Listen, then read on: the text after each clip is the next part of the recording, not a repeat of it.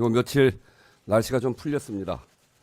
해도 좀 길어진 것 같고 한결 좋은 것 같습니다. 지금 이 혼란의 시기도 어서 지나가기를 바라는 마음이 다 같을 것 같습니다. 저도 그런 바람으로 오늘 이 자리에 섰습니다. 그럼 준비한 회견문을 읽겠습니다. 존경하는 국민 여러분, 우원식 국회의장입니다. 비상계엄과 대통령 탄핵 심판이라는 힘든 시기를 보내고 있습니다. 가장 큰 어려움을 겪고 계신 국민 여러분께 늘 송구하고 안타깝습니다. 아직 절차가 진행 중이지만 이제 결론을 향해 가고 있습니다. 어떤 결론이든 지금의 이 과정이 우리의 헌법과 민주주의를 더 단단히 세우는 디딤돌, 대한민국의 새로운 전기를 마련하는 계기가 되어야 합니다. 이 분명한 목표에 우리 모두의 지혜와 협력이 모이고 그리하여 국민의 일상이 조금 더 편안해지기를 바라는 마음입니다. 헌법재판소가 마은혁 헌법재판관 임명에 관해 최종 판단을 했습니다. 이틀 전에는 대통령 탄핵 심판에 대한 변론이 종결되었습니다. 두 개의 사건이지만 국가 공권력의 헌법 준수를 위한 재판, 즉 헌법의 실현을 위한 재판이라는 사실은 같습니다. 먼저 오늘 헌재 판결로 국회가 선출한 헌법재판관을 대통령 권한대행이 임명하지 않는 것은 국회 권한을 침해하는 것이라는 사실이 확인되었습니다. 대통령 권한대행은 임명 절차를 조속히 진행하여 헌법재판소 구인체제의 복원을 매듭짓기를 요청합니다. 대통령 탄핵 심판은 최종 선거를 앞두고 있습니다. 그동안 국회는 탄핵 소추의 청구인으로서 충실하게 변론에 임해왔습니다.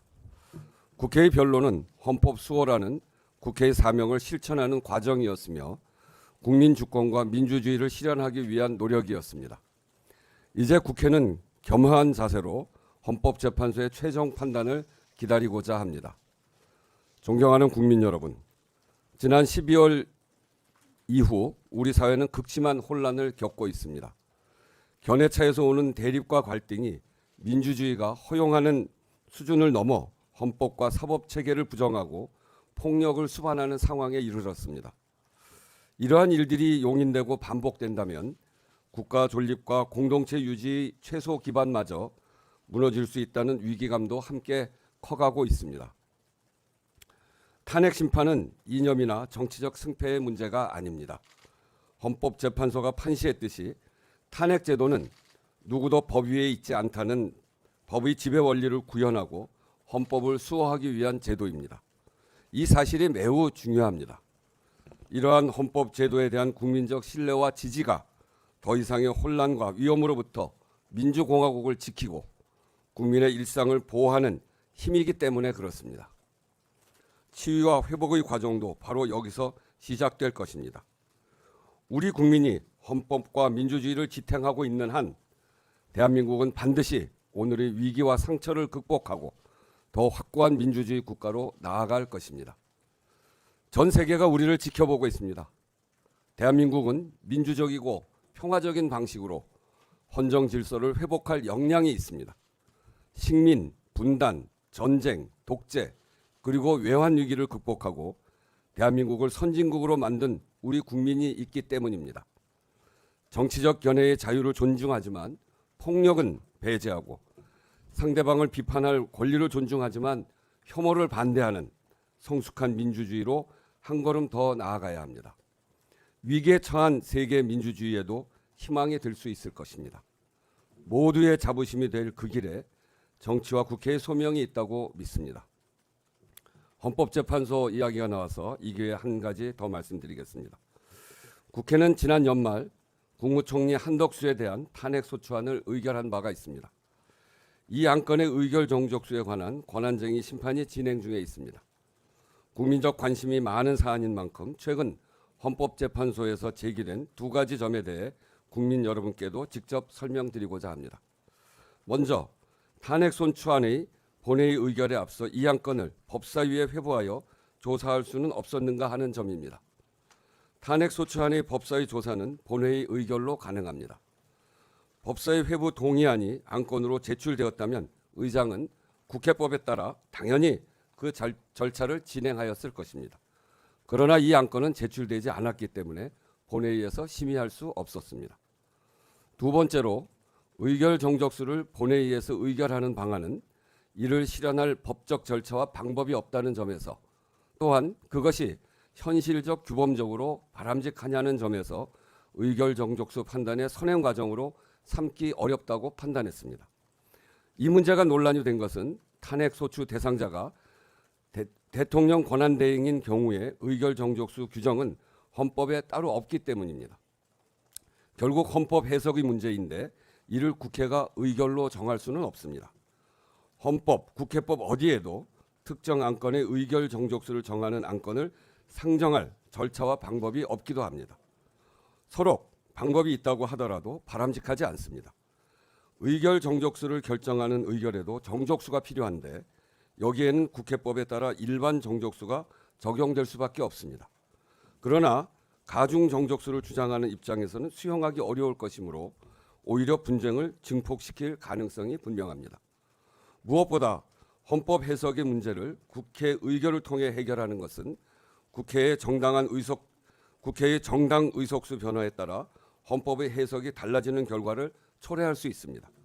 헌법의 안정성을 해치는 일입니다. 당시 탄핵 소추안은 의결 정족수에 대한 여야의 의견 조율이 사실상 불가능한 상황에서 제출되었습니다.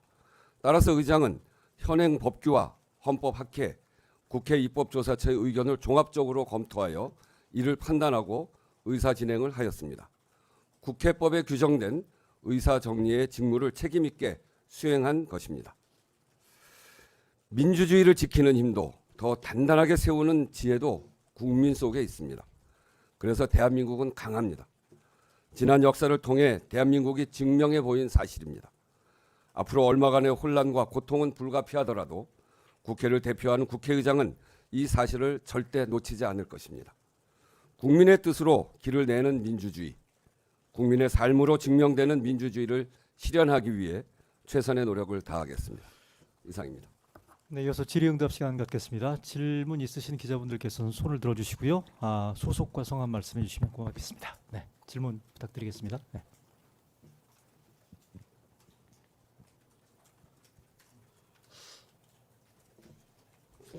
너무 설명을 잘했나? 예, YTN 이준혁 기자입니다. 네. 이제 탄핵 심판이나 헌재 관련한 이야기는 아닌데 오늘 본회의 관련해서 상법 개정안 이제 상정하지 않기로 하신 이유가 무엇인지, 또 이제 연금 개혁 그 여야 합의를 조금 이렇게 촉구하는 의미도 있으신지 여쭙습니다. 이 안건에 대해서 교섭단체 간 이견이 매우 큽니다. 그리고 토론 또 협의할 시간이 필요하다 이렇게 제기하기도 하고요. 그래서 국회의장으로서는 최대한 교섭을 할 수 있는 시간을 주는 게 좋겠다. 그래서 좀 더 의견을 모아봐라.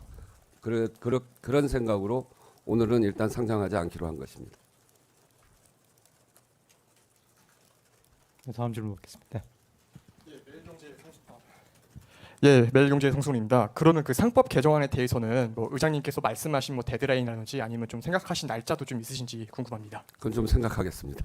지금으로서는 좀 이제 교섭을 하라고 하는 거고, 또 이게 우리 사회에 미치는 영향이 매우 큰 것이기 때문에 그래서 좀 더 협의하고 하라는 것인데 이게 지금 조금 협의하라고 하면서 시간을 딱 정하기에는 좀 그렇고 협의가 진행돼 가는 과정을 보면서 판단하도록 하겠습니다. 네, 다음 질문이요.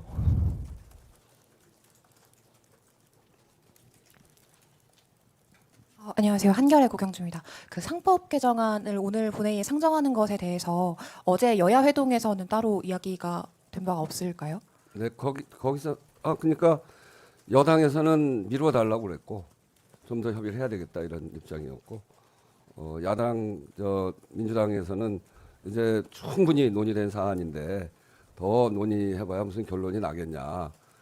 그래서 우리 처리하겠다 그런 입장이었던 것 같습니다. 그래서 제가 양쪽의 이야기를 그 후에도 좀 더 들어가면서 일단 이번에는 좀 더 협의할 시간을 주는 게 좋겠다 이렇게 판단을 했습니다. 네, 다음 질문이요. 네.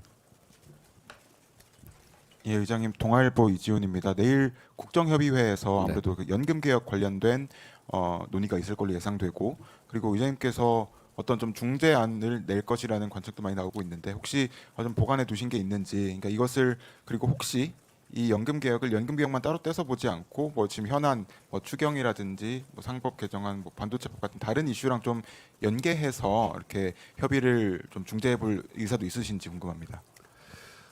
우선은 가장 좋은 거는 지금 이제 그 쟁점으로 또는 국정협의회에서 논의해야 될 안건들이 아주 크게 세 가지가 있잖아요. 추경 있고 반도체 특별법이 있고 연금 개혁안이 있고 이 세 가지를 처리해야 되는데 지난번에 추경은 원칙에 있어서 대체적으로 합의가 됐고 두 가지가 이제 쟁점이 크게 부닥쳐 있는데 우선은 충분히 협의해서 여야가 합의를 하고 타결이 돼서 처리되어지는 게 가장 좋습니다. 저는 내일 국정협의회를 할 때까지도 그렇고 합의할 수 있는지 그리고 합의를 요구하기도 하고 그렇게 해서 타결될 수 있도록 그 국회의장이 우선 노력하는 게 우선이라고 보고요.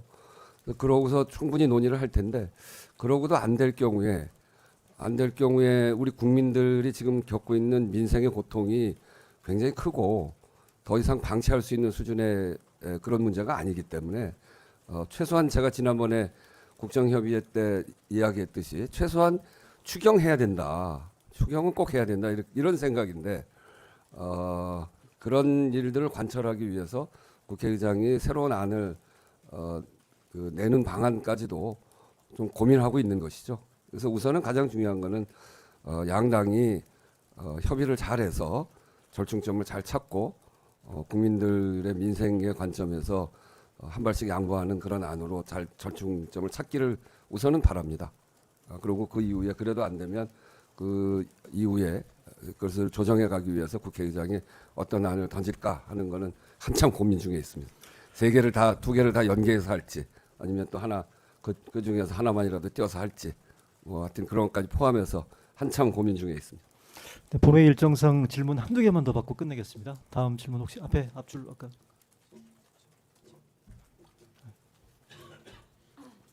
질문 마지막으로 한 분만 더 받을게요. 네. 없는 것 같아. 없어요? 네, 없으시면 이걸로 오늘 제일 중요한 핵심 이슈를 다 물어봤는데. 자, 오은식 국회의장님의 오늘 현안 관련 기자회견 이걸 오늘 순서 마치겠습니다. 자리에 함께해 주신 여러분들 오늘 고맙습니다. 네. 네, 감사합니다. 여러분의 생각은 어떠신가요? 댓글로 남겨주세요. 지금까지 K트렌드 뉴스에서 소식을 알려드렸습니다. 시청해주셔서 감사합니다. 좋아요와 구독도 잊지 마세요. 감사합니다.